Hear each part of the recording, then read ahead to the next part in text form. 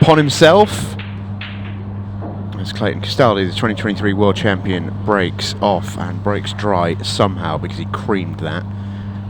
The reason why I say Jon Mcallister probably won't have too many expectations on himself is recently became a father for the first time, hasn't been seeing too much in terms of tournament play, certainly of the pool table. Not too sure how much practice he's been able to put in either. So I'd imagine, even though he's had a very good year, 2 titles within it, he's probably coming into the final ranking event of the season with a little bit of the pressure off himself. Yeah, lowers expectation, but that can be a good thing.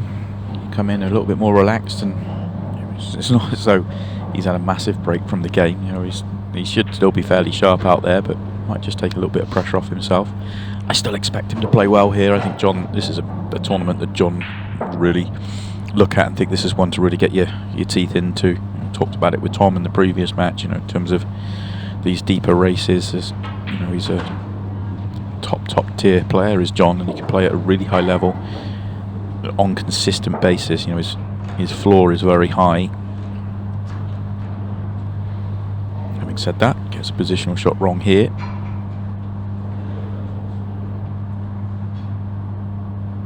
There you go, left himself dead straight. Trying to manufacture something, but that's no good. So, had all the room in the world to not leave himself straight there as well. It's quite a poor shot to leave himself awkward. Head still and cue one in.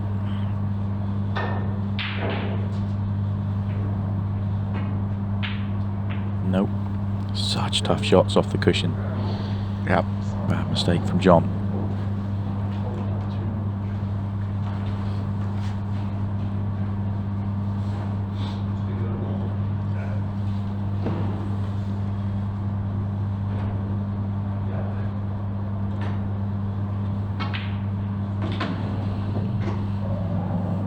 Yeah, Jon's had a brilliant year. Really come into his own. Winner of 2 events. Won the Players' Championship here early on this season. Also won a Pro Series towards the beginning of the campaign. Just tailored off a little bit, hasn't he, as the season's gone on. But it's certainly in the conversation. I mean, let's forget about Player of the Year, because Tom's going to win that. He is, no one's close.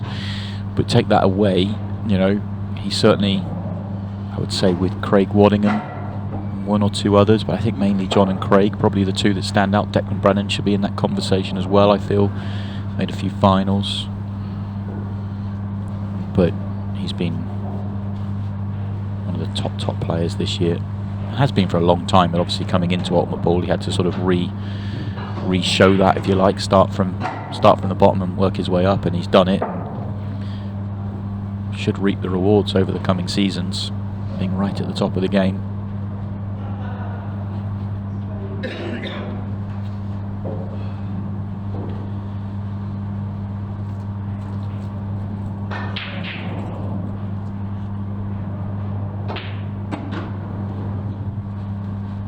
Always when I first start watching Clayton Castaldi, if I've not seen him in a little while, the very distinctive cue action always catches you a little bit off guard.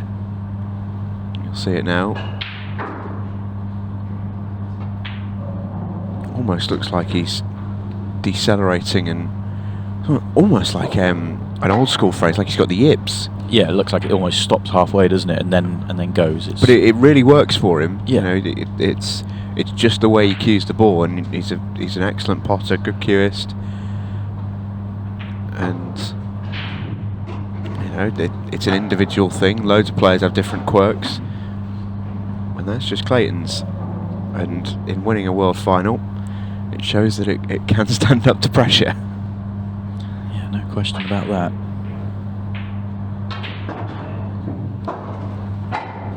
Been a good counter clearance this from the Castle. Yeah, it's what you'd look for in an opening frame. You'd never want it in terms of, you know, you don't want your opponent getting first chance, but get your arm free, you know, yellow's out the way, just free up and get into the match. Very nice.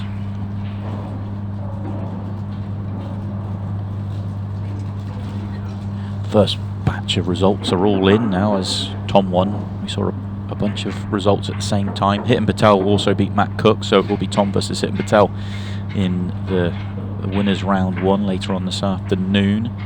David McNamara won at least 8 straight frames. We checked in on that match at 4-4. He ended up winning at 12-4 over Chris Hampson. Oof. And he'll play Dom Cooney, who won 12-1 over Peter Mulaney.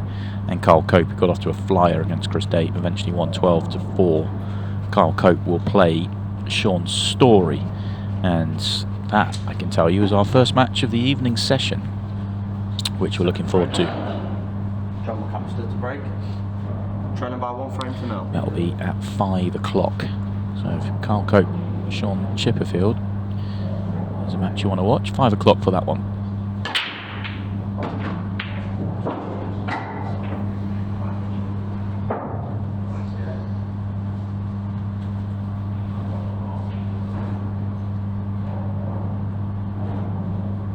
Cracking break from Jon.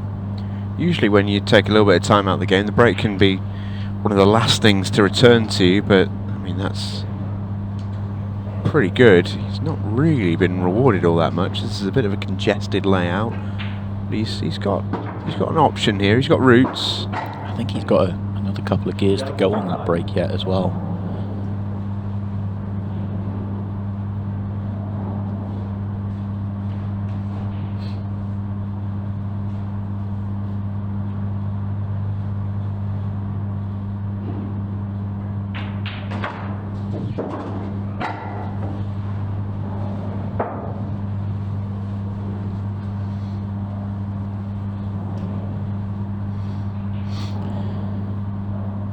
Yellow in the middle of all those reds. The window to land on it leaves it thin, which means you're then going away. Looks like you'd flick off a red. This is really awkward. And he's played for that window. Could make a case for pulling back and screwing into the red that's directly right of that yellow. I think he's going to have a tough time holding.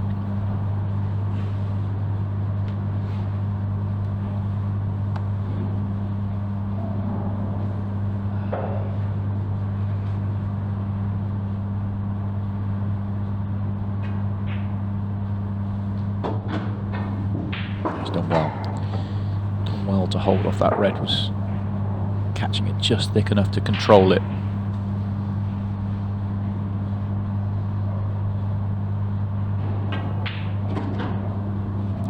Oh, he's perfect. He's played that so well.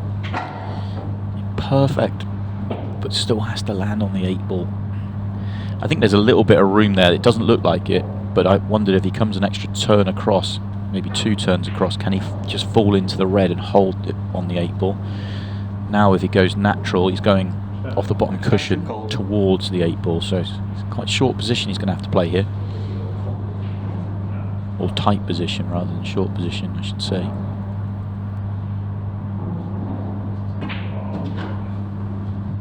Yeah, he's done well. Just a little trace aside and allowed it to grab. Sometimes you play that shot, it doesn't quite grab if you overdo it. So played that beautifully.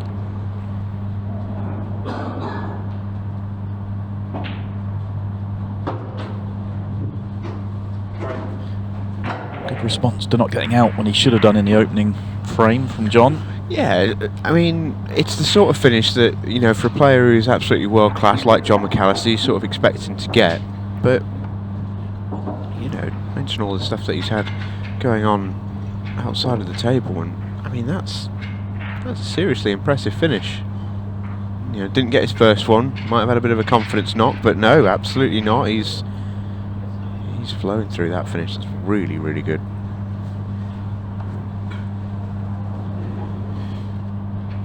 Sort of finish that gives you a lot of confidence as well. Yeah. Because it's one that you've had to play. You know, he's had to really play good shots all the way through. Not flamboyant, not expressive. You know, not throwing the cue ball around the table, but picking it apart with good shots all the way through. It was an excellent kind of confidence boosting start to the match.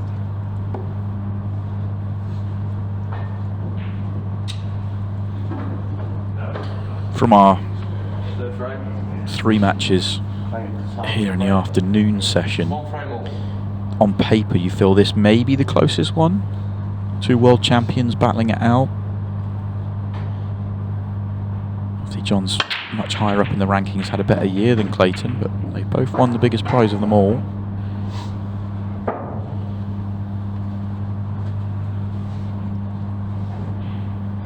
Our final match of the afternoon, Craig Waddingham against Jez Graham. Obviously two very good players again, but Craig having by far and away a better season than Jez. Will start as the good favourite in that one. Extension code.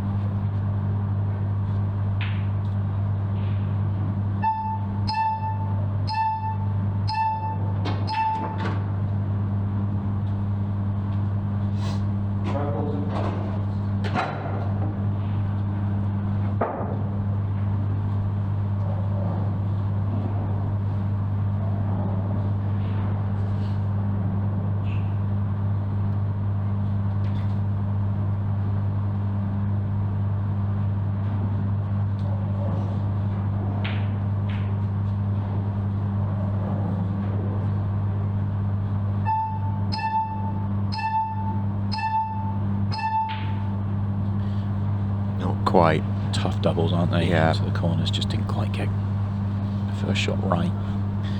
Tricky layout as well, very similar to the one that Jon had. Opposite way round, of course, congested at the top, not the bottom. But Clayton doesn't get there on this visit, so gives Jon the chance.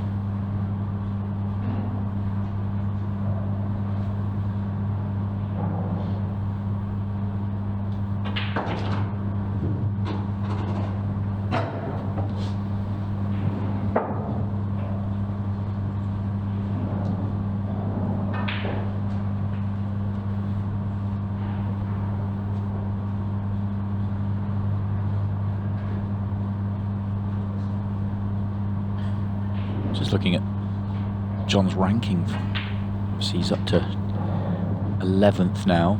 It's all available on Ultimate Pool TV. Up to 11th. But bearing in mind he's won 2 titles this year, it's been a little bit of feast or famine for him. Obviously he missed a couple of events, obviously taking some time out with his birth of his first child, but I expected him, as he has been for a lot of the season on a provisional, to be a little bit higher than that.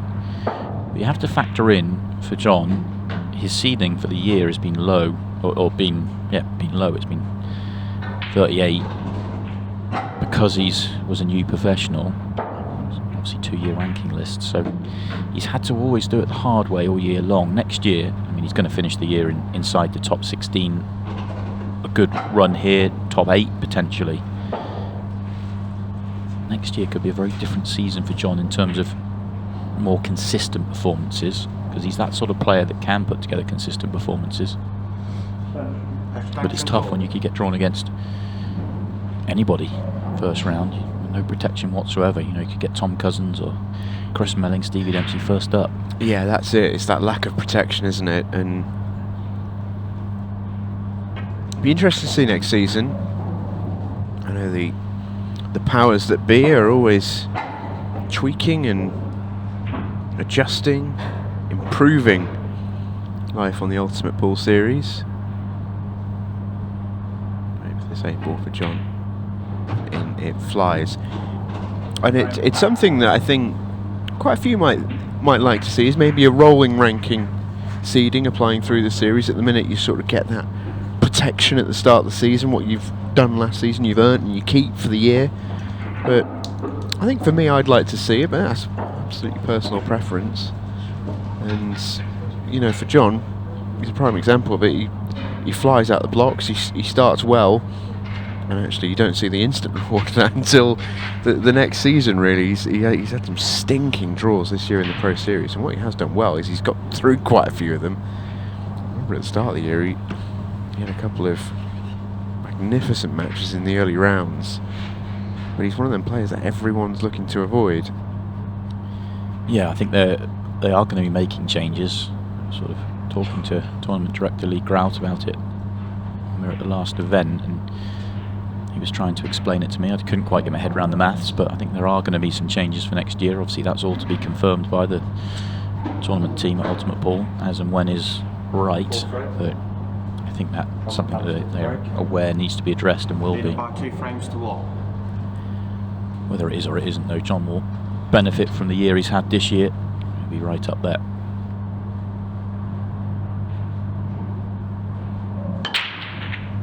That's the break. I said there was more to give than the opening break, which was good.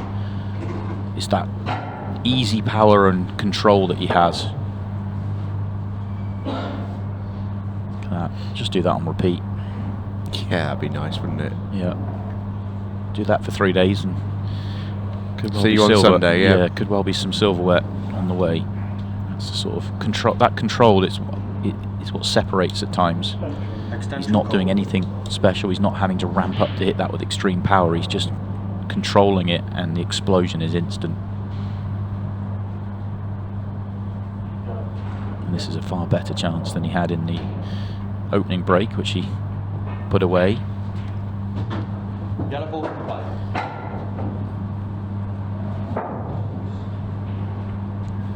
A little bit surprised he's gone yellows. I can only assume he didn't have a good first option on reds, because reds are by far the better set.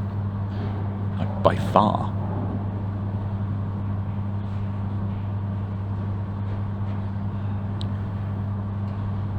Yeah, certainly from our position. See, the one on the left-hand side is the most obvious problem. But the reds are all sort of in the way and causing issues. He must have just not had a good first option on the reds.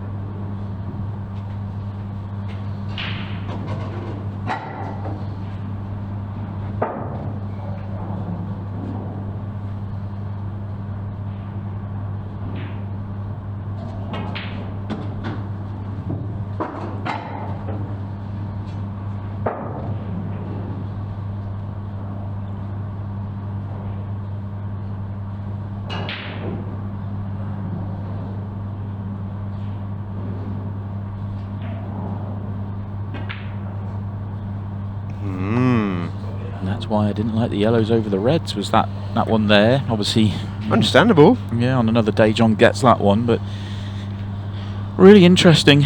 Really interesting. Would love to see that back from the start just to see if he had any other options. But what that has done is giving Clayton an option, a bad ball on the reds as well. Doesn't have a good starter, so this isn't exactly a guaranteed counter from Clayton. Yellows are still very much in with a chance here, but if he can find a good shot here, can he get through to the long straight one to get into the visit? He can. Okay, so yeah, get that one in. Play the red off the yellow into the centre pocket and leave an angle on the other red to maybe deal with the one at the top, short position, or play a breakout potentially.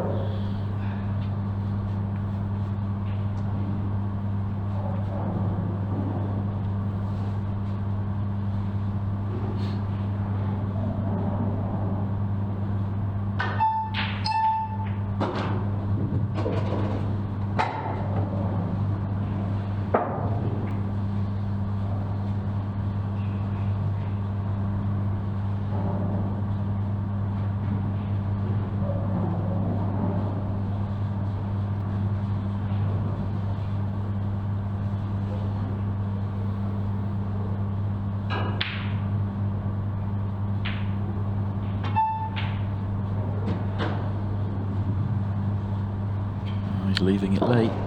Does have an angle to track up there towards it now.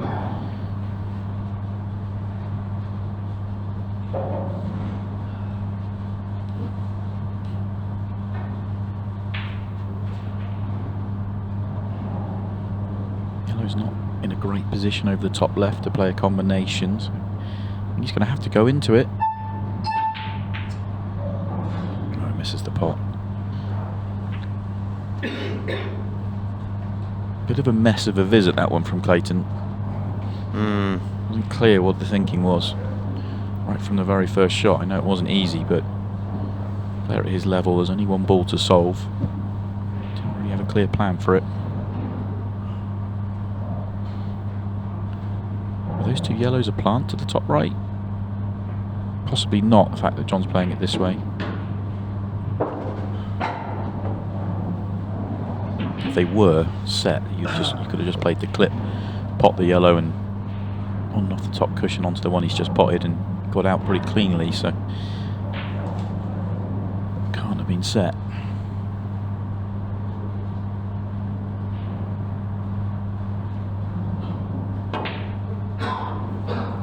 It was tough. Those shots always are. He had to inject a little bit into it to land on his next yellow. It made it even more difficult.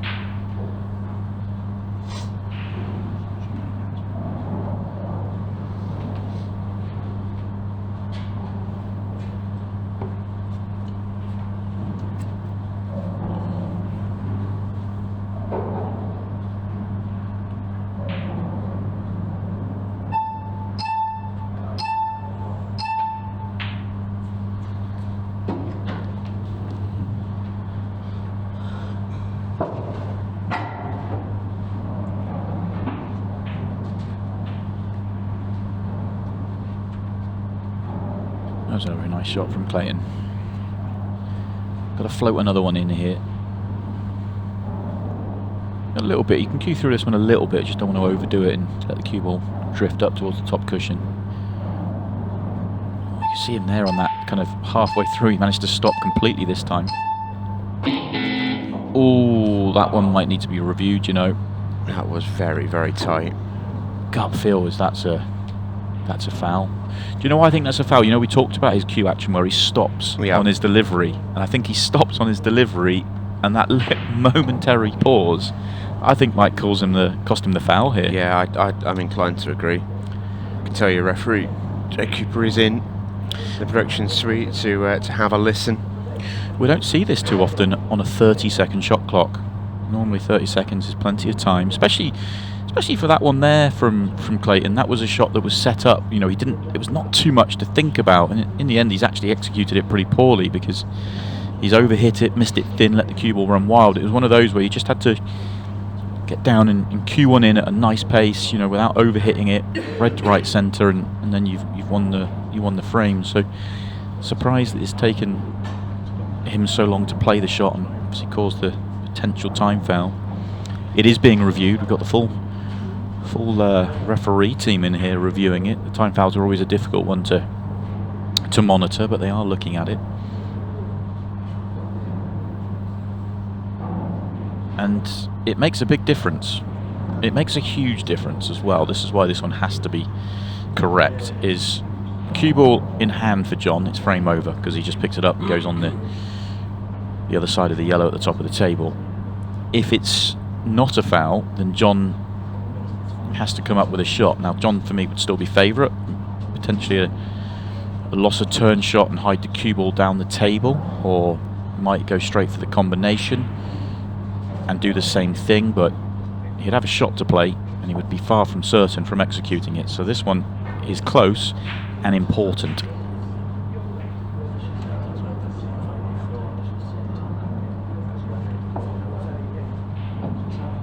Don't suppose you caught the soft signal from our referee Orich this time round, did you, Stephen? He normally gives us a little soft signal here in the commentary box. Okay, I'm being told that the soft signal is a foul, which I think is important when they're this tight. You know, we need to see clear evidence that it's not a foul.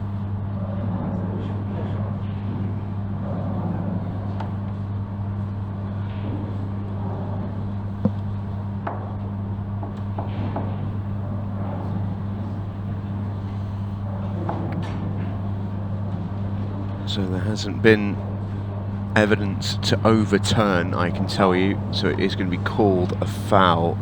It was very, very tight, but the feeling out there from our referee in the middle, Jake Cooper, and the timer on this one, Orich Tesco, they Both thought foul. That was a soft signal. And then you need to find the evidence to overturn it. They didn't get it. So this is now a routine run out for Jon Mcallister. I think Jon knew pretty much straight away. Same thing, he never even flinched in his chair. I mean, I know that Jake said straight away that they were going to review it, but he didn't move at all. So I think he knew that was coming. And early stages, of course, but you know. If you had an orthodox cue action, Clayton, you might have been fine. Well, he got down twice, I think, was the problem, didn't he? Yeah, he got down and then changed Bit it because yeah, I know, but he stopped on his first one and then did it again. But yeah, that's one that's. But more than anything else, he's going to be annoyed that he missed the shot. He made such a beautiful shot the shot before, but missed it this time round. The other matches that have got underway, well, we've been focusing on this one. Liam White 5-3 up over Phil Parkin. The current world champion Ronan McCarthy 2-0 up over Cleve Thompson. And Phil Harrison, who you have to say this is a tournament tailor-made for Phil Harrison, is 4-0 up over Andrew Patchett. Yeah, that is a brutal draw for Andrew Patchett. First round, outside table, race to 12 against Phil Harrison. You are in his world. Yeah, I mean, that's... I'm genuinely not sure there could be a tougher draw than that. Yeah. I mean, I'll throw Tom Cousins out there on any table in any situation, but I take your point completely. But it's a tournament that you'd think... Phil's not had the best of seasons, certainly second half of the season, but this is one where you could see him return to form. Yeah, ended 2023 really well, Phil Harrison, and he'll be looking to end 24 in a similar manner.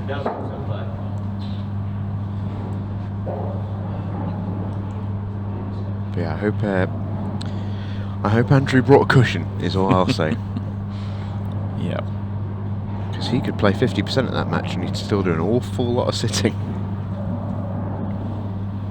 Yeah, obviously a slow start at 4-0. Long way to go, though. That's what you get with a race to 12. You get the opportunity to turn around from a slow start. We saw a couple of big turnarounds, didn't we, in the British Open? I can't remember. Sean Chippewa was... Well, Scott Gillespie had a mad one. Yeah. Scott Gillespie had a really mad one. I think he was it races to nines? I think he was 8-1 down Tens, against against Lewis Roberts, wasn't he? Yeah. Just after winning a crazy match, I think against Carl Morris. He won a bonkers match on the arena table, went straight out into the outside tables and was a long way behind, and then turned it right around, reached the final of that event. Did Goobsy, and didn't end up winning it, despite probably being the best player in the tournament that weekend. Tom Cousins shaded the final, but he exacted his revenge in the European Open in the autumn. Yeah, I know that Sean Chippewa was 6-0 down in one of his early round matches in that tournament and turned it round. Jon Mcallister's in a little bit of bother here, and well, I might temper that with in a lot of bother. Because what do you do here? Time to dig deep and find a bit of shot making here. Extension called. No surprise to hear the extension called. Just wondering, can you get? I think you can get to the potting angle of the one nearest the top right. Can you play it with rakes of right-hand side and kill that cue ball off two cushions and get somewhere where you can leave a combination? No, he's going to try and go up and down and do that, I think. Oh, that's the worst possible result. Yeah, he was happy enough with the combination. It was just trying to get there. Just going to fly into this and hope for the best. Oh, he nearly got it. He nearly got an unbelievable result there. Goodness me. Woo! That was razor close. The reason why it's the worst possible result is he actually developed the red and the 8 ball, which I believe Clayton would have had to move. So now it's even less work for the former world champion. And he can get himself back in the hunt at 3-2.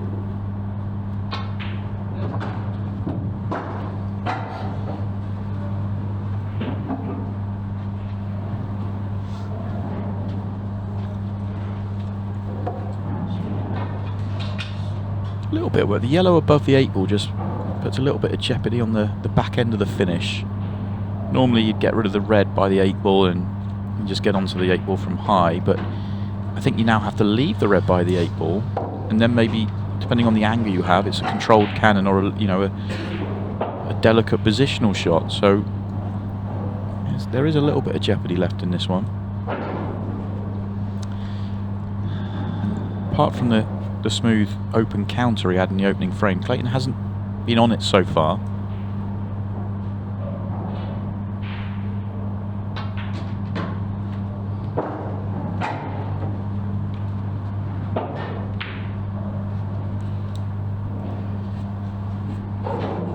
Make a case for taking it now. Yeah, I think the red right centre's fine last ball, because you drop it in, you've got the 8 ball waiting. That's always your best preference, but just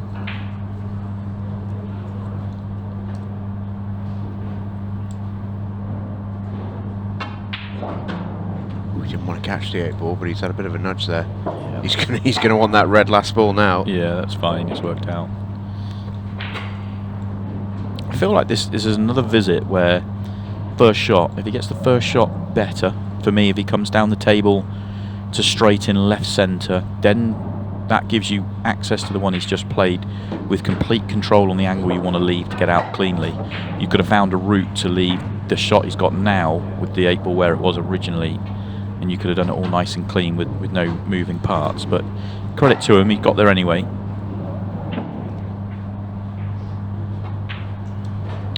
Certainly did. 3-2 it goes.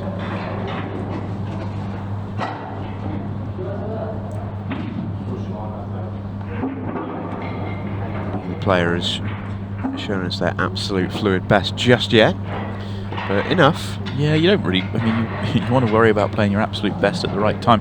We talked about the British Open, and it was Tom Cousins that won that event. He didn't play his absolute best, and he'll be the first person to admit this until the final session of the final. And that's when he absolutely hit top gear for the first time in the weekend, and he stole the title away from Scott Gillespie.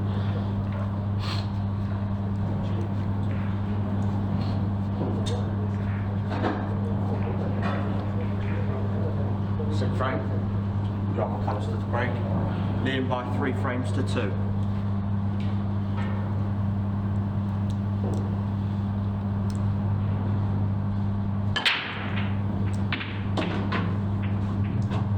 There's that control again. Once again. Another fabulous break this. Yeah, look at this layout. It's just an absolute dream layout. Certain he'll go reds this time. He may have made a mistake previously, but I mean, this is as routine as it gets for a player at Jon's level.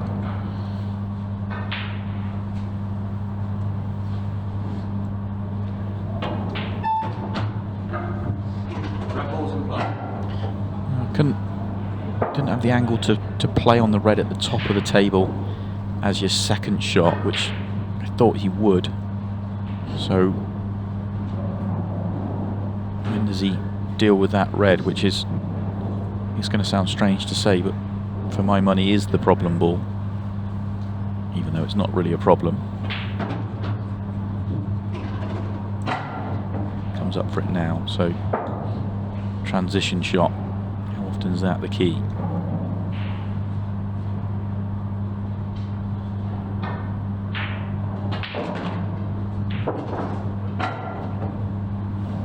Little bump, there's no damage. That's perfect.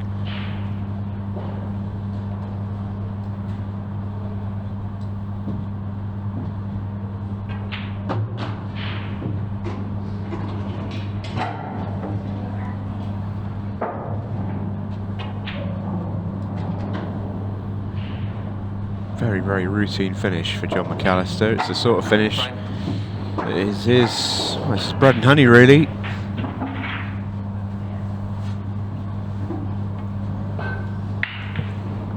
Great break, good split. Very solid patterns.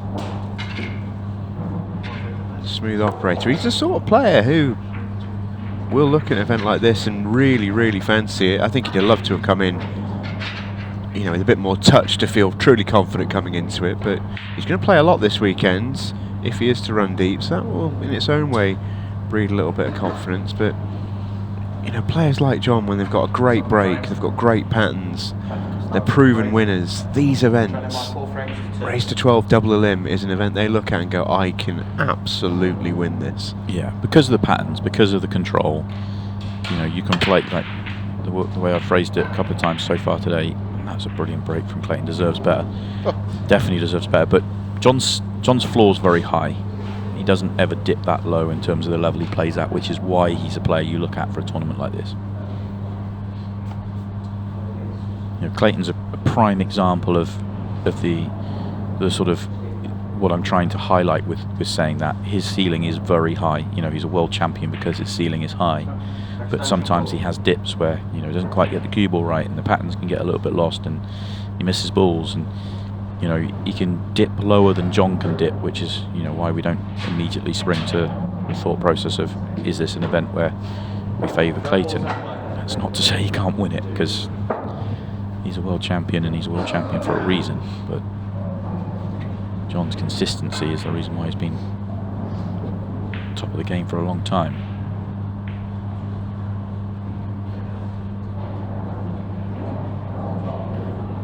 Much tougher layout this time round though.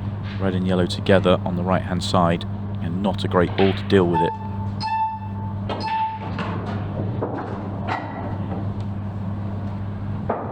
Still not a good ball to deal with it.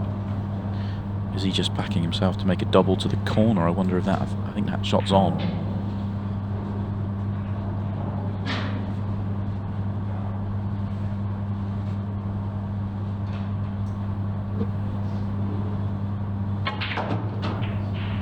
Oh, that's ridiculously good. That's one of the best shots we've seen today, just in vision alone. Well, he didn't know that at the start of the visit. He didn't know he was going to be able to play that shot, but once it landed like that, is exactly how he executed it. He always knew he was going to be on this ball, always knew he was getting that cannon. And obviously it was 2 cannons in the end, but he knew he was getting it the way he got it. Absolutely fantastic. Look at this. Very, very clever.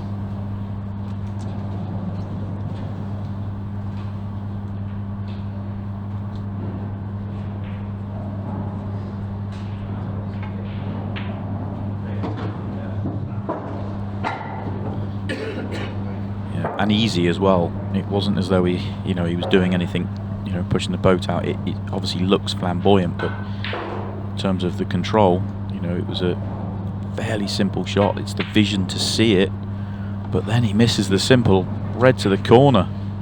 Wow. Just when you think, okay, he's starting to raise the level here, misses a simple ball. Yeah, just can't really believe that.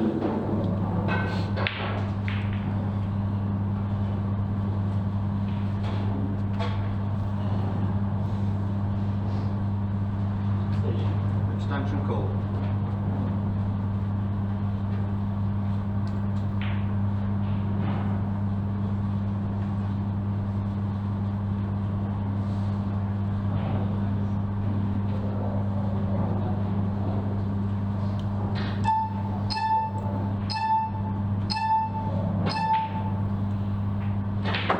What a pot that is. Pulled that one out, didn't he? He's a little bit unlucky again. He was on the break. That pot was excellent. Deserved a better nudge than the one he got, because he's landed with a really awkward shot again. No good safety either.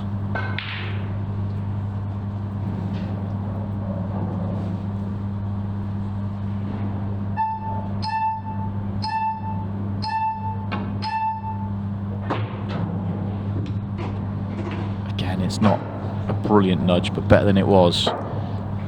Now could lock Jon up here if he wants to. And the problem with that is Jon's very good at getting out of snookers, and he'll target that one over the pocket, which will win him the frame. So if you're going to lock him up, it's going to have to be good, really good. Going this way, easy to leave a 1 cushion.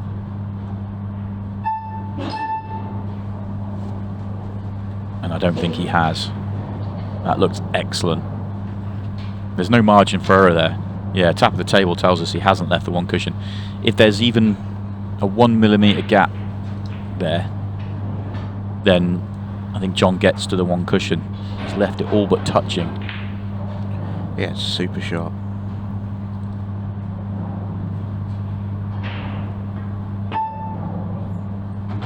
Yeah, just really, really tough.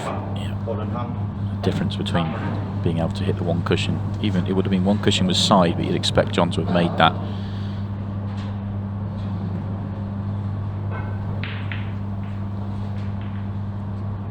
Clayton's going to go here. I'd be tempted. I mean, I'd like the loss of turn, but he doesn't have a good ball to play the loss of turn. I just wondered if you could have played one of the ones at the top and then opened it up, maybe nudge balls out and then looked for the loss of turn. But going this way, he's just full-blooded going for this.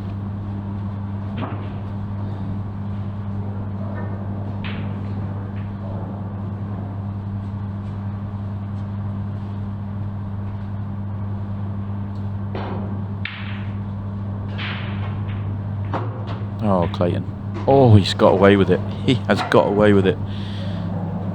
That is very fortunate. You saw the shoulders slump the minute he hit that shot. The cue ball was tracking the top corner. He's got away with it big time, really. Because he landed absolutely plumb out of it. A little bit surprised with that decision. I thought he'd just top through, then play the one on the top cushion, then this becomes his last ball. But this way round is every bit as good as long as you don't land straight. That's a poor shot. That is a poor shot. Pretty straight. I mean, you want to be on the break line. The natural line there was better than playing that with side.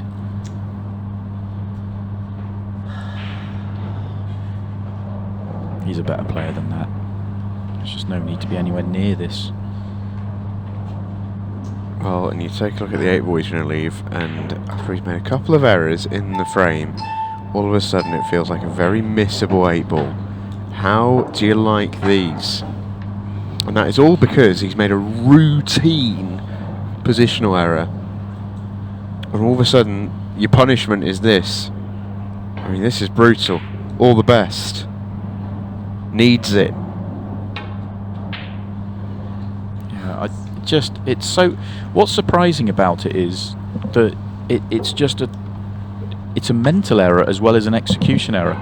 The natural line nearly gets him perfect. He wants a trace of right-hand side on the shot, just to basically get the cue ball to track along the break line, and he's put it with rakes of side to get straight.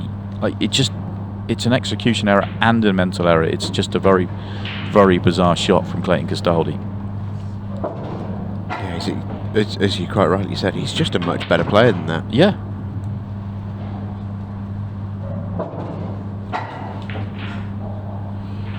I mean, Jon himself will be screwing over leaving himself on the rail here, but Yeah.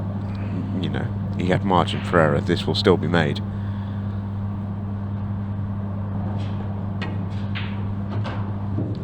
And it flies 5-2. And even in these races to 12, we talked about how long a race it is. Difference between 4-3 and 5-2. It's not small. Yeah, and it's not as though Jon's played a flawless match here and punished. No, he's given Clayton chances. Clayton's had plenty. It's just Clayton's not really turned up here, is he? He's really struggling out there.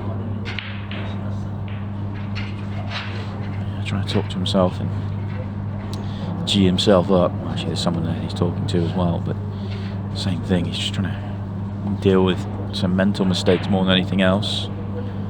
Well, we mentioned Phil Harrison. He's 5-0 up now over Andrew Patchett. And Ronan McCarthy One now. frame's been played, by the way, in the 15 minutes since we mentioned that. Yeah. Welcome to hell, Patch. And it's 5-0 Ronan McCarthy over Cleve Thompson, who's back from his American travels. Liam White 8-4 up over Phil Parkin. 5 frames to 2.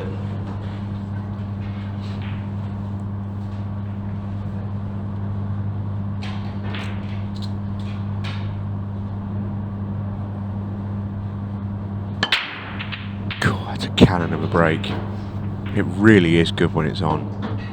it's not quite slept on because everyone knows how good it is, but it's probably not talked about in the same regards as, say, a Tom Cousins or a Jack Wheeling or anything like that. But it's right up there for you, isn't it? It is, yeah, and it's, again, watch that cue ball. It's easy. He's squaring up the front ball with control. The power is there.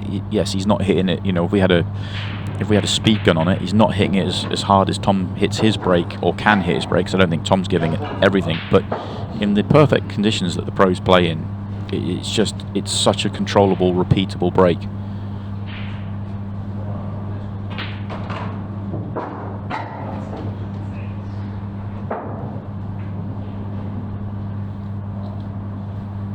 Well, he is a lovely, lovely cueist, Jon Mcallister. We say it a lot, and one thing you get with that is he should, if he's a good cueist, be a good breaker, because it's all in timing, it's all in accuracy. If you have those two things, don't worry about the power. That'll come.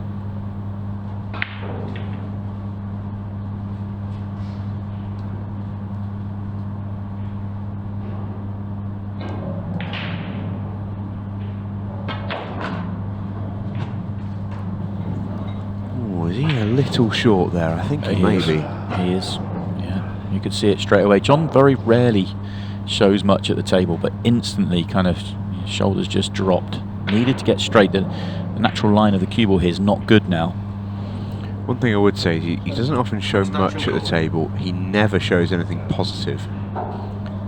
He does occasionally give you a little bit of this, a bit of annoyance and all the rest of it. And quite often he tends to be pretty fine. He's a real perfectionist around the table, is Jon. But yeah, he's got every right to be irritated with himself here. He's got to play a good shot now. And he has. Oh, he allowed it to stop just a little earlier. Or go a little bit further. Yeah, he's a little bit in between here. Yeah, he will take it in the centre. I think he was playing for it in the centre. Just more room to play with.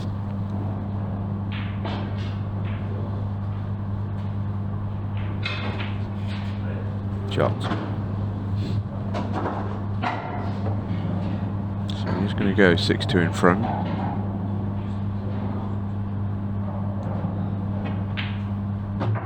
That's an excellent finish in the end. It's very nicely done by Jon. Yeah, just over the halfway point in the match as well. 33.19 left, and Jon's just got to the halfway point on the scoreboard.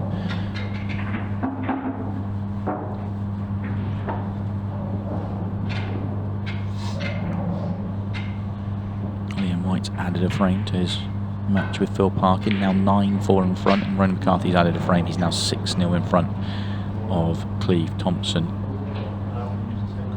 Some good matches still to come on the outside tables today. Ian Alley, Shane Thompson's one that caught my eye. They've had a couple of big battles in the past, but Ian's certainly taken the spoils in. The haircut classico.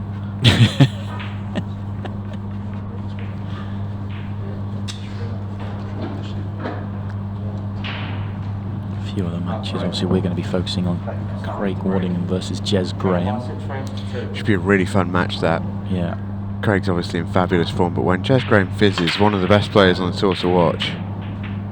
Oh, Clayton is going to make a ball. I thought for a second that he wasn't. He absolutely mullered this break.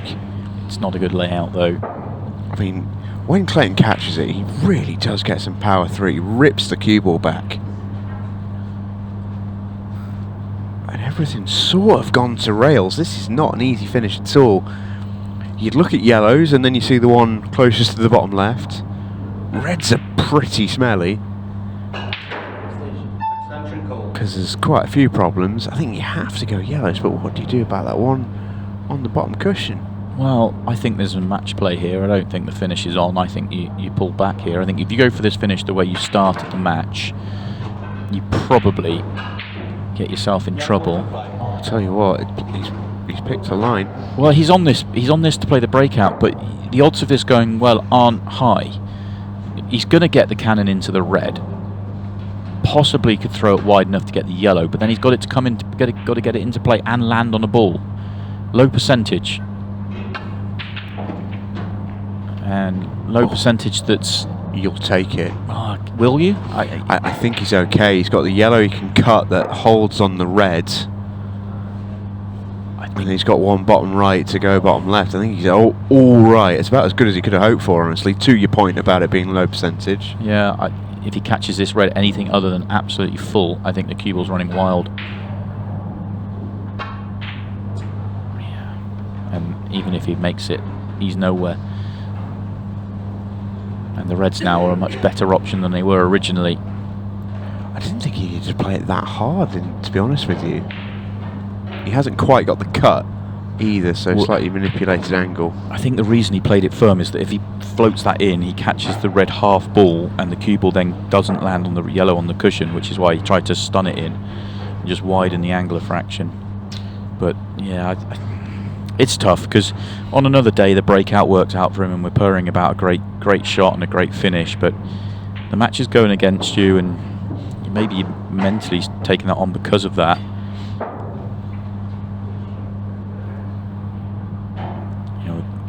Would love to go back and see the layout at the start to say, was there a better option? I think there may have been an option of possibly going yellows, playing a loss of turn and taking control, or going reds and doing the same.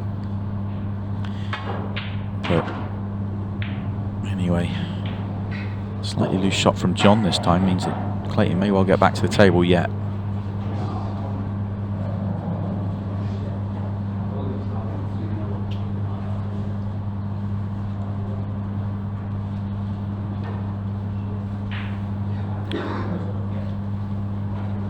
Seeing popping up on my socials as well that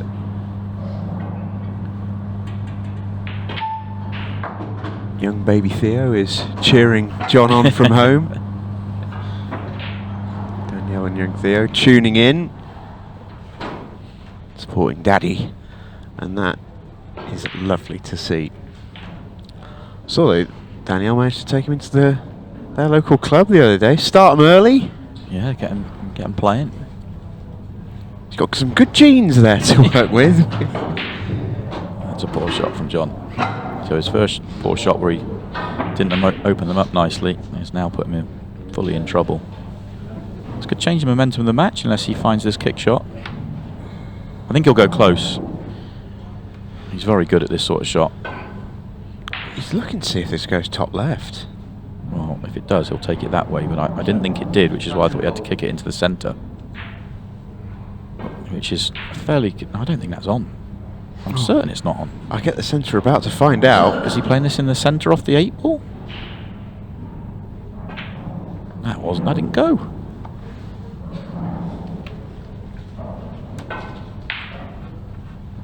Has he played that with cue ball in mind? Yeah, he's not taking the pot on there. It didn't go, so he's just playing... He's trying to float it up towards the corner and not leave a pot on, but... He was always going to come out second best on that exchange. I think he makes the kick shot 50% of the time. Maybe a little bit generous there, maybe 40% of the time. And he leaves an 8 ball up the table. He gets it right. Okay, tricky 8 ball top right probably is the most likely outcome there. So what are we saying? Gets out 1 in 4 from where he was if he goes. Maybe I'm being a little bit generous, but going this way round, I think that percentage is a lot lower.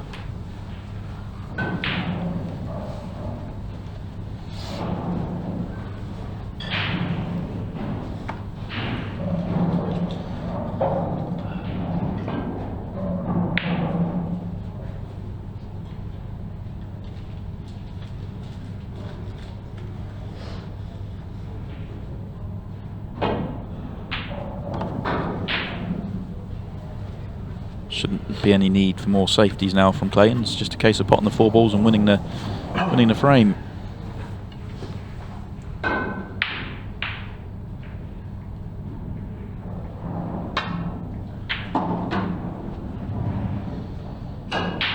Yeah, he's played that well. I mean, he's come a fraction far. Far enough though to use the side cushion. It's a comfortable shot. You just punch it in straight across the middle of the table. There we go.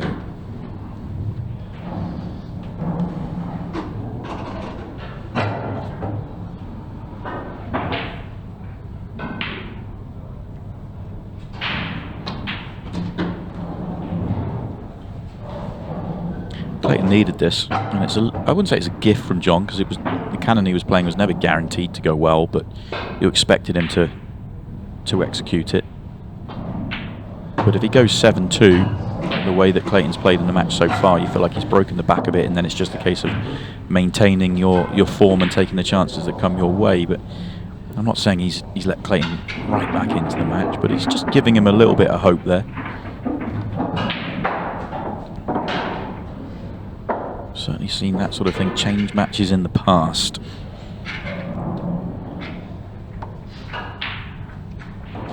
Yeah, on less of bigger matches hinged.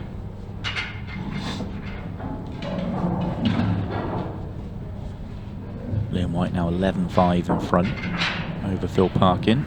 Cooking. 1 away. Cleve Thompson's on the board. He's won a couple of frames. 6-2 down. He's now trails Jon Mcallister.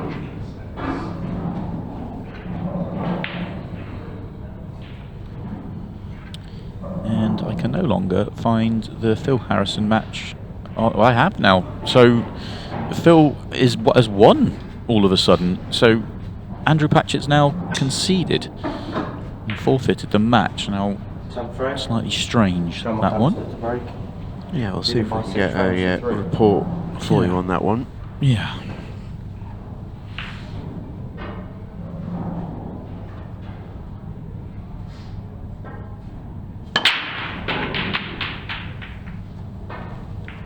This time the Jon Mcallister break doesn't go well, and he's had a touch of fortune here.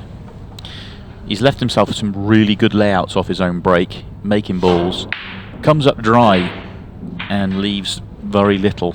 That won't be lost on Clayton, I can tell you. Yellows aren't bad here. He's got one problem on yellows. He's just got a horrible starter. You can't play the red-yellow combo at the top. That's not available. Unless you want to play it as a loss of turning.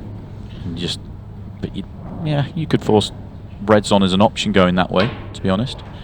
But no surprise, he's just going to take the yellow on into the centre, and that's an excellent shot. And now yellows are a good chance. One ball to work out.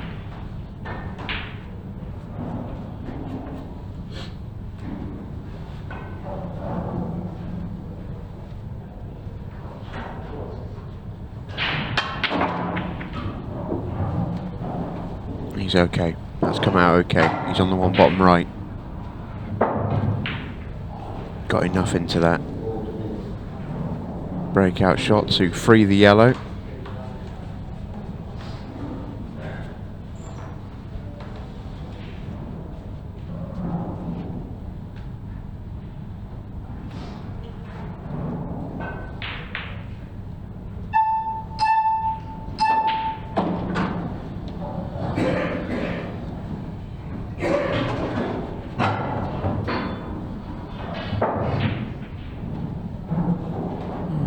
Little bit short, or is he happy enough with the clip in over the top pocket? Sometimes you just catch this a fraction thick and it just sort of sticks at the top.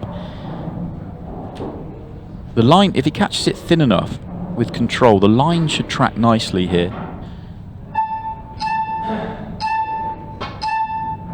Oh, it was too thin, he got it wrong.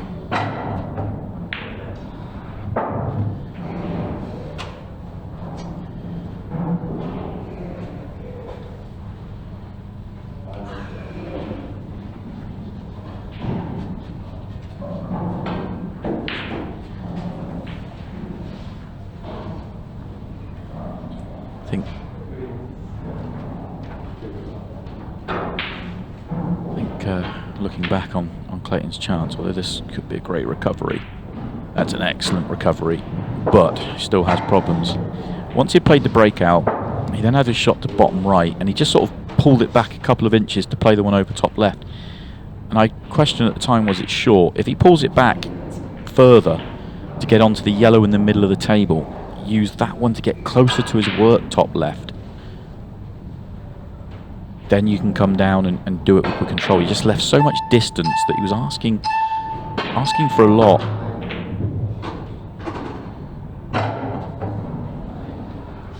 That'll do. Is he? I think he's on it. He is. He's looking at the 8 ball. Very fortunate if he is.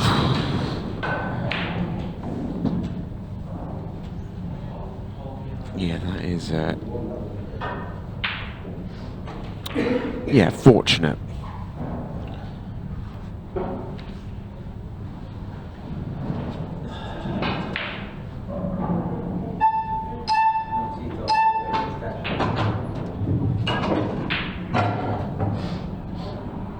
Yeah. Decent positional shot, mind. How about that? That's the best shot he's played in the match by a significant margin. Yeah, fabulous positional shot. In rolls the 8-ball. Well, very lucky to land on the yellow after a pretty wild penultimate colour. But that positional shot onto the 8 was absolutely top class from the castle. Yeah, but how big is the mistake from Jon now in the previous frame? It looms large, doesn't it? The fact that, you know, he should be 7-2 up, or could have been 7-2 up, and all of a sudden, you know, he comes up dry in the next, it's 6-4 and it's Clayton's break.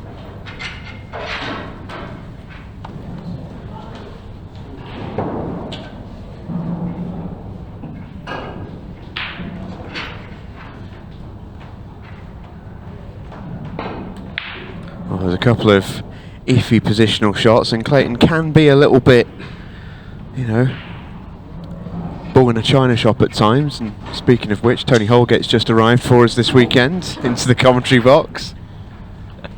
What an intro that is. Clayton Castaldi to break. He's looking really pleased with that description as well. Does mean that those of you that are looking forward to the Craig Wanningham match coming up next, you'll have it in the company of Tony.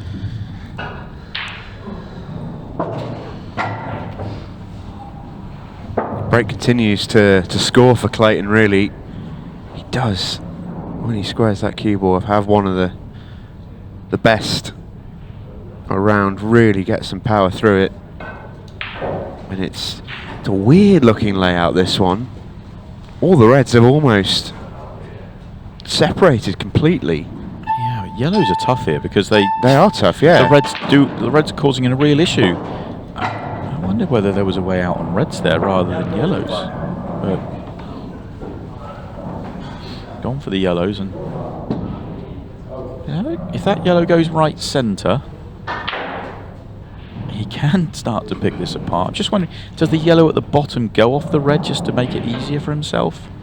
Eventually, possibly.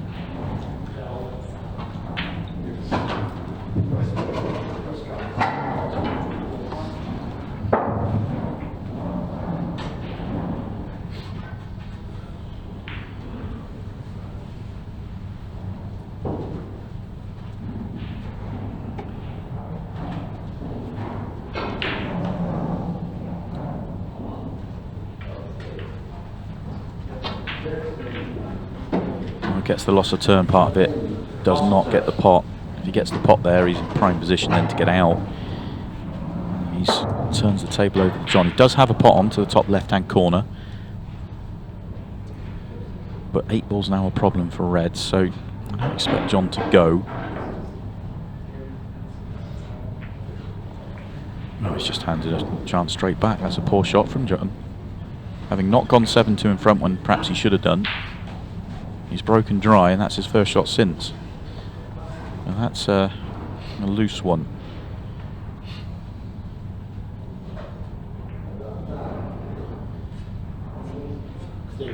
Extension call.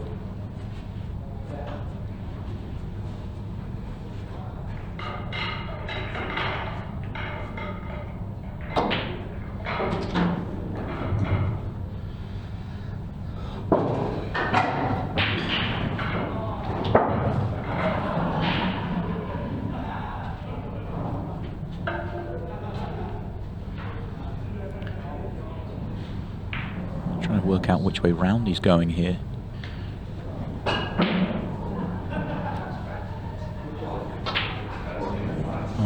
Oh no. Oh no, no, no. What's surprising about that is that he's missed it on the thin side, which means the cue ball's higher up the table. He wanted to finish not too far off straight in, just a turn pass straight on that yellow to left centre. And he's missed it thin, when that's so surprising. Yeah, you just don't expect to see missed shots like that at this level. The reason I was questioning it, I thought his first shot wasn't the best positional shot. I was just trying to work out what route he'd picked out. He could have gone forward a bit more, maybe taken the yellow top right, which is well within his scope if he lands straight in on there, and then from there it's tap-ins. So that would have been maybe a better route. The way he was going, if he lands on that shot he played, as in he makes the pot and he lands a turn pass straight on the one to the left centre, he tracks into the perfect position and he's out. So you can't criticise his route too much, but it's just a really bad executed shot. Well, Jon's been a lovely pot, but I'm sure he's short. Almost certainly wanted to be on the red at the top of the table. He isn't. So this is plan B for him now. There's a big shot coming though, isn't there? Oh, a big yeah. shot in the context of the match. For me, Jon will get to the positional shot onto the 8-ball. It's just, can he land on it? Yeah, do you think he's looking at going full coast to coast, north to south here? Yeah, but the yellow that's on the break line is just on the line you want to pick. So you normally would want to drop this in, you want to leave loads of angle, and then you'd be playing down that line. So he's now got to get to the top cushion and use the right-hand side, and then you basically want to hit middle of the top right-hand side and the middle of the bottom left-hand side, if you like. Play that sort of diagonal across the table. But can he get to the top cushion from here? Can if he hits it hard. Had to pinch the pocket with side. That's perfection. Yeah, lovely shot. That is perfection. He doesn't look happy walking around the table, but that's exactly where I thought he was trying to get to, because now it's a natural line.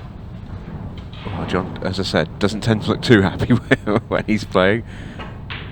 But that He couldn't go. I see why. If he gets a little bit further down, then he can use the left-hand side, which makes that shot he just played that little bit easier. But that was perfect the way he played that.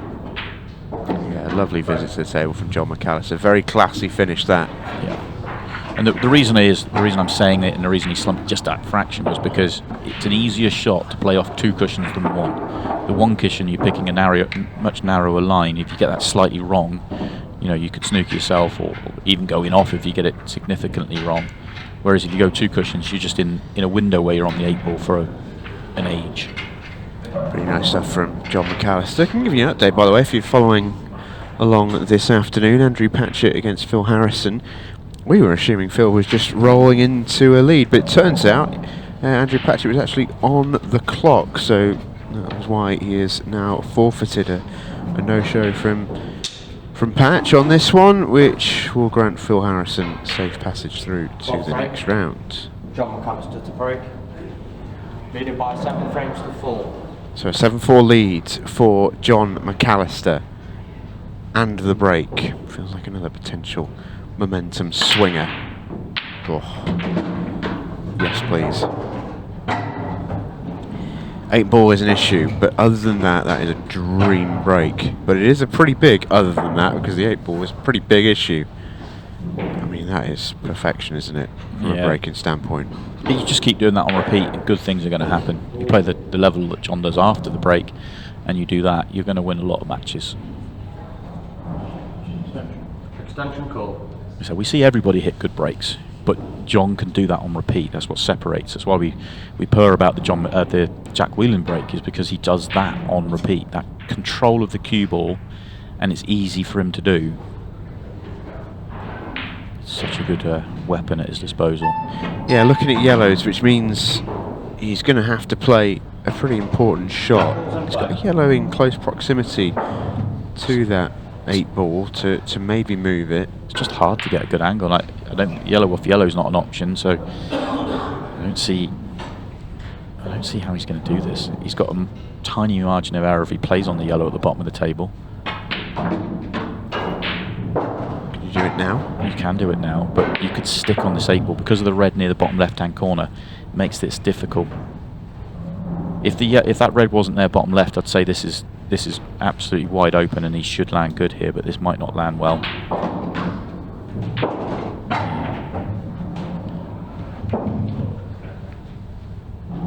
Potentially time to pull back. Yeah, the way this match has gone, I could see that. Just feather off the yellow, leave the yellow by the red, by the 8-ball rather, and have no worries about leaving the red on bottom left. Been a lot of frames so far today with or at least in this match, with multiple turns in it, which has just stretched them out time-wise, and we are ticking towards the last 15 minutes here, which means I think the match clock is going to have a say in this one. It's 7-4, but with 15 minutes and change left, race to 12. I mean, Jon could probably just about win 5 frames there. You don't feel like Clayton can get to 12 from just 4 frames. You have to win 8 in 15 minutes, which is a massive ask. So all of a sudden, will the match clock come into play here? I think it's very much in play. Jon was being aggressive. I think he was playing yellow off red to leave a treble on the yellow at the bottom of the table, because the double doesn't go. That's what he was thinking, I believe. But Clayton's got to be patient here, because he's favourite for this frame. That gets him back within a couple again. If Jon moves this yellow so that he can pot it, but the 8 ball's still blocked, he's not in a terrible position. Which is what he's done.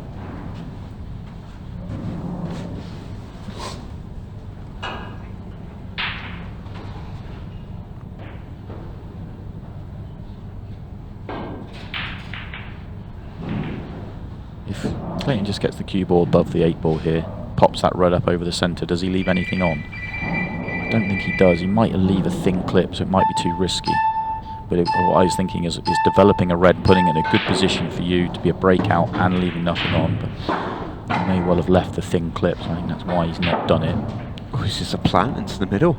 Oh, well, that does the same thing. Yeah? Does the same thing. The red plays a little bit big here. The red's a little bit in the way, because you'd love to get to the 8 ball direct. Yeah, this is a plant. Here we go. If he can just slide past the red and get to the 8 ball half ball, that'll do. That will do. That will do. It's come out beautifully. Excellent shot.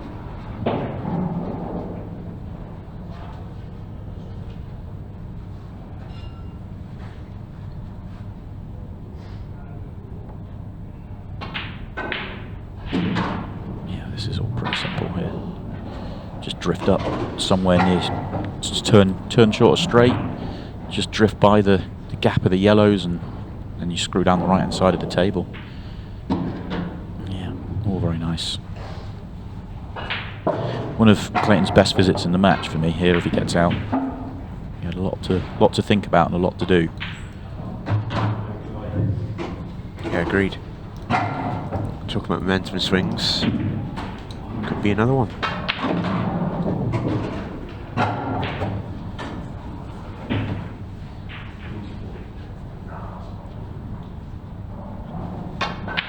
Clayton Castaldi not done yet. It's 7-5.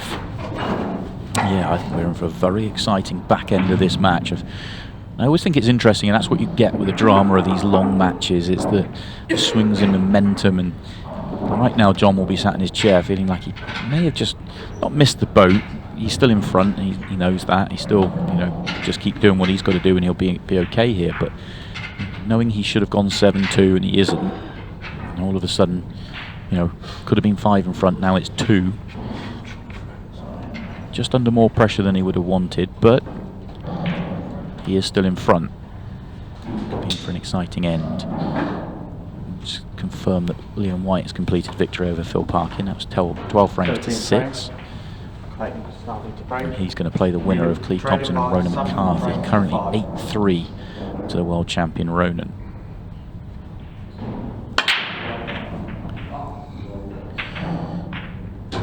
Okay, took a while for that break to unfold. He's hit some brilliant breaks in this match. May have just got a little bit deep on this one. Yeah, not extreme power. You see the difference in the explosion between Jon and Clayton. On this occasion, nothing from Clayton, and Jon's have just instantly exploding, although Clayton's hit some good breaks as well in the match. But the layout is good. Once he made a ball, it all started to open up for him. Red directly below the 8 ball, the biggest problem.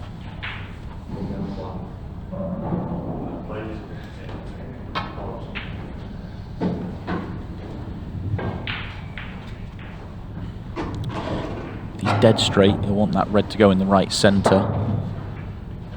If not, could play for it top right corner, or he could pull back, take the one bottom right now, screw back up the table and back himself to come down the right hand side. Probably then would be last shot.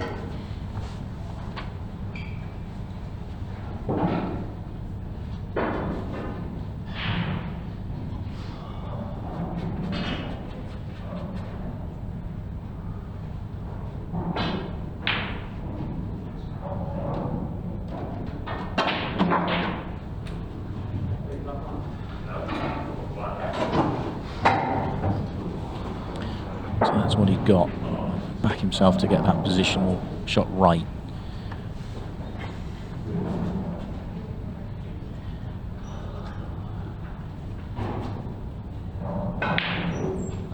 I'd love to have landed straight in here.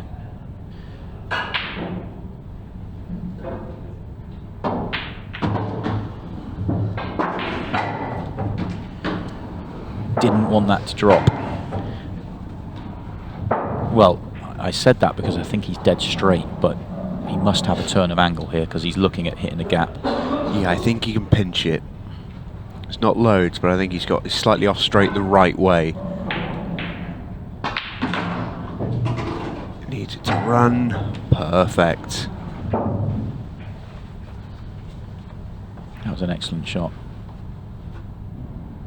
I mean, there's obviously room to land on the red, but he didn't want to go too far and then be going up the table. That was absolutely ball in hand perfect on the transition. The longer this match has gone on,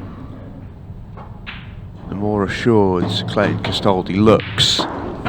7-6 now. We're into the final 10 minutes of the matchup. And, well, it's right in the balance, and it feels like Clayton's tracking in the right direction. Jon's been fairly solid, if unspectacular, in this match, but you feel like, as you say, his base level is very, very good. Clayton's just ticking along here, and he's starting to raise his game. Can Jon follow? Yeah, no doubt Clayton is playing his best pool in the match. Arguably the best pool in the match, actually, the way that Clayton's playing. Jon will tell you he's nowhere near his level, but he's still playing solid. You know, there's a couple of errors in there. Obviously, people will keep coming back to the one where he should have gone 7-2. 14th frame. Jon Mcallister to break. But Leading by 7 frames to 6. it's not as though he's playing awfully out there.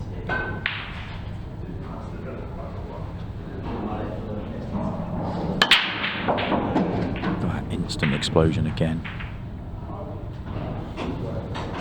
15-second shot clock now in play.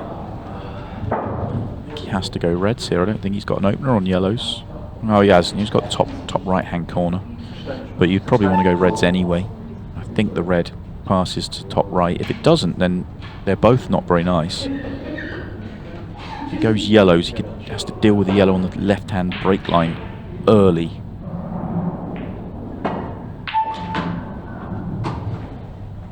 Yellow ball's in play. Slightly strange shot. I guess he was playing on the double. I think he was playing on the double to the corner, not the middle.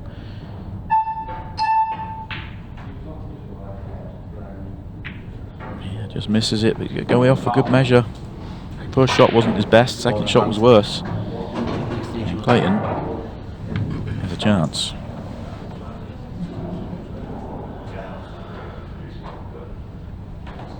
Stage. Extension called.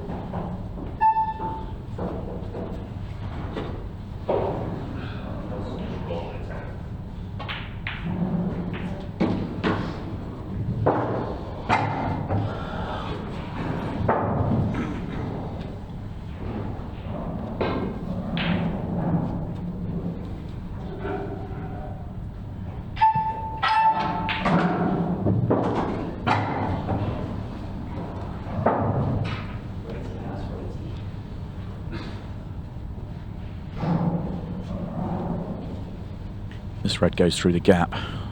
He would have liked to have landed on that one on the left-hand side. It's not a good angle to get there, so he's going to back himself to make the double.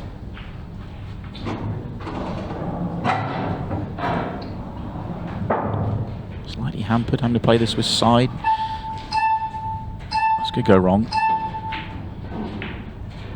Played that perfectly. Yeah, it was an excellent shot.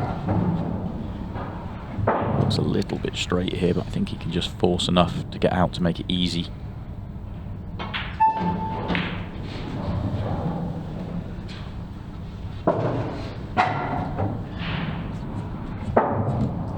He's got to go past a lot of yellows here. He's got to judge the pace.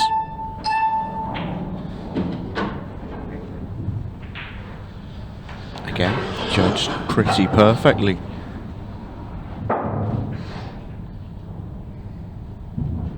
I think what we're seeing right here is almost the case for those longer races. Clayton Castaldi would have been dead and buried 3 or 4 frames ago. But right now it is level, and he's playing some of the best pool we've seen him play on an ultimate pool table in a little while. Really good stuff from the Castle, this. He's got all the momentum, he's got the next break. And it's just all turned around. It's quite incredible. Yeah, and he's showing us, you know, why he was world champion. Yeah, agreed. It's not always been easy for Clayton to sort of showcase his ability. I feel like he is one of those players who needs to have a bit of a feel and play his way into a tournament.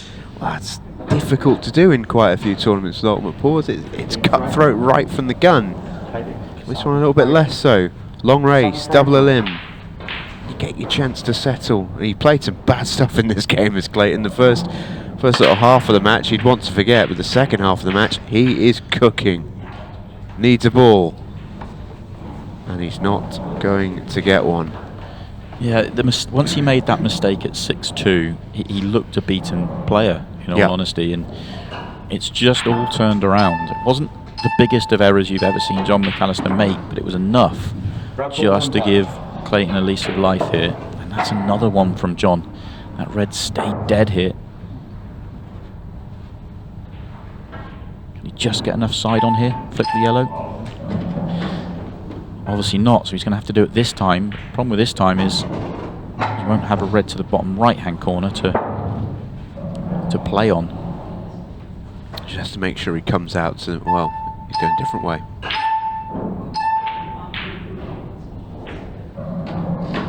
It's a nice touch, it frees the red up on the baulk line for the top left corner. He now has to get this cannon perfect. Doesn't want to move it too far. Missed it. The problem was he didn't want to. You can't just fly into that. You know, catch the yellow full ball. You knock the red towards the left-hand corner pocket. You're not going to be on anything. So he had to play it cushion first, get that kind of flick cannon on the yellow, which just pushes the red into play and gets the cue ball into sort of a position where he's likely to be on the one he's moving and potentially one at the top of the table. So this is all still hinging from that first shot he played. This is going to be some shot if he pulls this off.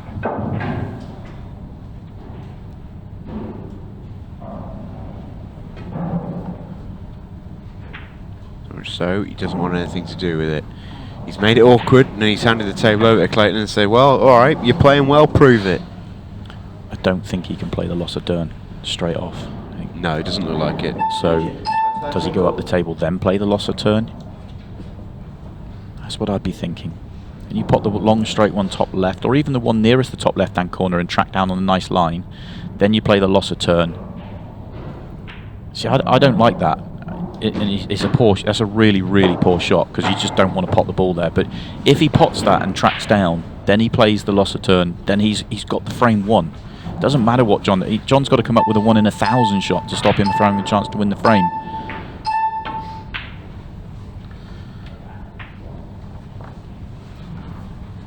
Essentially plays his shot twice.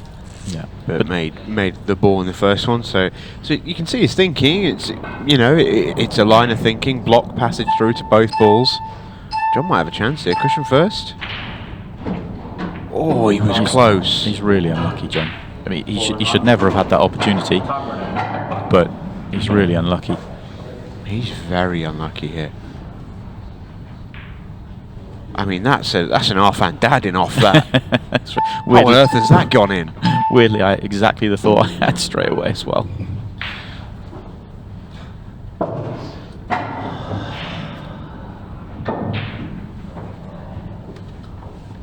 just has to squeeze this one. Oh, he's playing safe. The problem with that is those 2 yellows don't go now. So he gets ball in hand, they still don't go. That plant was on. 3.5 minutes left. We're getting mixy. That plant was on. I'm really shocked at that shot choice from Clayton. Just had to be squeezed a fraction. Foul. Oh, it goes now. Yeah. Should be no more messing. I mean, I'm being critical of Clayton's choices at 15 seconds a shot, and I don't mean to be. And he's always been in control of this frame ever since Jon missed. But well, he's just made a little bit of a meal of it. But he's still going to win the frame, or he still should win the frame. Yeah, I don't know, it might just be perception, but I feel like Clayton looks slightly rushed on 15 seconds. I mean, that might be stating the obvious, but I think everyone's slightly rushed on 15 seconds, but it looks like it's sort of impacting him quite a bit. And I think a lot of players will often say, 15 seconds, you play on instinct, you play what you see. And if your instincts are showing you to play the shots that he's chosen, he's just sort of got to go with them, really. Simple enough from here. And there's going to be, 90 seconds left, and Jon Mcallister, having been, 7-3, 4 up? He's going to be 8-7 down. No. Or is he? Wow. Oh, wowie. Well, you can't believe it.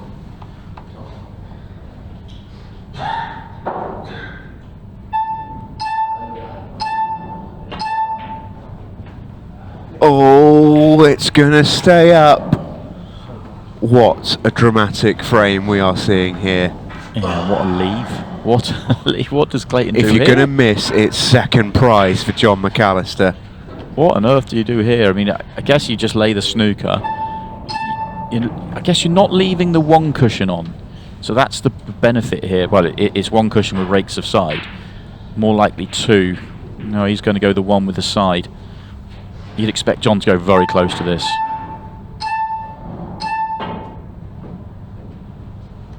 Oh, you can't get closer. Wow. You just can't get closer. He has shaved it. And now this should be simple for Clayton. Short position on the one nearest the red. Well, I thought that And 45 seconds ago. I agree. And all that's happened here is that he's killed enough of the clock that all of a sudden, Jon with the next break, it all of a sudden barely has enough time. He should run the clock here. Every shot down to the beeps here. Get it down to less than 40 seconds to play. Might even get to 30 seconds here. As I say, I think Clayton's not worrying too much about that. Head's maybe a little scrambled. No, He's definitely thinking about it now. Yeah, he is. He is. He wasn't on the last one. There we go, this 8 ball for the lead with 28.76 seconds to go, and Clayton Castaldi has pulled off a massive comeback here. He's all but won here. It's a world record to stop him. There's no golden breaks in play. And so all that messing around, we're being critical, all that messing around. This is the shot from Jon not hitting the red. How close does he get to it? But all that messing around is basically won in the match without the extra frame. Oh, you cannot get closer, and he just needs any contact. Yeah. Any contact at all. Well, Gareth Potts has the world record. This is 16 frame. would have to be would have to beat it. Gareth had 31 seconds on the clock and did it in 28. 26 required. And it's going to be dry, and that will be the match. Jon Mcallister shakes the hands of the 2023 World Champion, and the castle is through in the Ultimate Pool Pro Cup. I'm not quite sure how. What a crazy comeback from Clayton Castaldi, and we'll hear from him in just a moment.